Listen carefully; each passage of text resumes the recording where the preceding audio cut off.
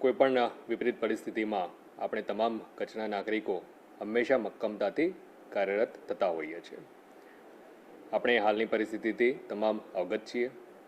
કોઈપણ નાગરિકે આ પરિસ્થિતિમાં ગભરાવાની જરૂરિયાત નથી, પરંતુ આપણે સૌએ સતર્કતા દાખવવાની ચોક્કસપણે જરૂરિયાત છે.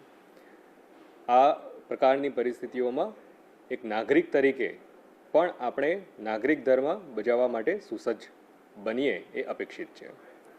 કોઈપણ પ્રકારની અફવા ઉપર આપણે ધ્યાન ના આપીએ. કોઈપણ પ્રકારના એવા વિવાદિત પોસ્ટ હોય, અસંગત બાબતો હોય, એને સોશિયલ મીડિયાના કોઈપણ પ્લેટફોર્મના માધ્યમથી આપણે એને ન ફેલાવીએ. હાલમાં આપણને ખ્યાલ છે, ડ્રોન ઉડાડવું, ફટાકડા ફોડવા, આ પ્રકારની જે પ્રવૃત્તિઓ છે કે જે લોકોમાં ભય ઉપસ્થિત કરી શકે છે, એવી કોઈપણ આપણે બાબતોથી દૂર રહીએ એ પણ અપેક્ષિત છે.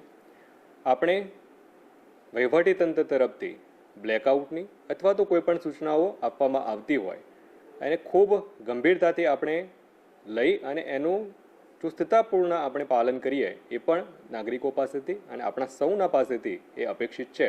ત્યારે આપણે સૌ એનું પાલન કરવા કટિબદ્ધ બનીએ. ખાસ કરી કચ્છના જે આપણા નાગરિકો છે એ નાગરિકોને મારી એ પણ અપીલ છે, આપણે હાલના સંજોગોમાં બિનજરૂરી રીતે આપણી અવરજવર ક્યાંય પણ હોય એ ટાળીએ.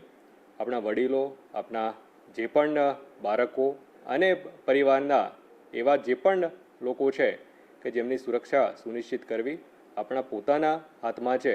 એમની સુરક્ષા અને એમની ચિંતા આપણે સૌ પ્રથમ કરીએ.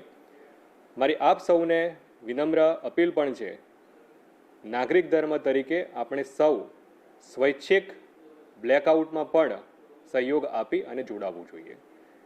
કોઈપણ પરિસ્થિતિમાં તંત્ર તરફથી ચોક્કસપણે આ પ્રકારની માહિતી આપવામાં આવતી હોય છે, પરંતુ સમયની મર્યાદાઓ વગેરેને ધ્યાને લેતા કોઈપણ વિપરીત પરિસ્થિતિ ઉપસ્થિત થાય એના કરતાં આપણે સૌ સ્વૈચ્છિક રીતે બ્લેકઆઉટમાં જોડાઈએ અને બિનજરૂરી રીતે આપણી કોઈપણ એવી જે લાઇટ છે એ લાઇટ બહાર જળતી ન રહે એ આપણે નાગરિક તરીકે આપણું પોતાનું પણ, આપણા પરિવારનું, આપણા ઘરનું, આપણા શેરીનું, આપણી ગામનું, આપણા વોર્ડની અને સંપૂર્ણ રીતે એઝ એ સમાજ તરીકે એકમેકના સહયોગથી આપણે આ પ્રકારની તમામ પરિસ્થિતિઓમાં જે પણ સૂચનાઓ આપણને અપેક્ષિત છે, એક નાગરિક તરીકે આપણી જવાબદારી જે અપેક્ષિત છે એ આપણે સૌ સાથે મળી અને નિભાવીએ.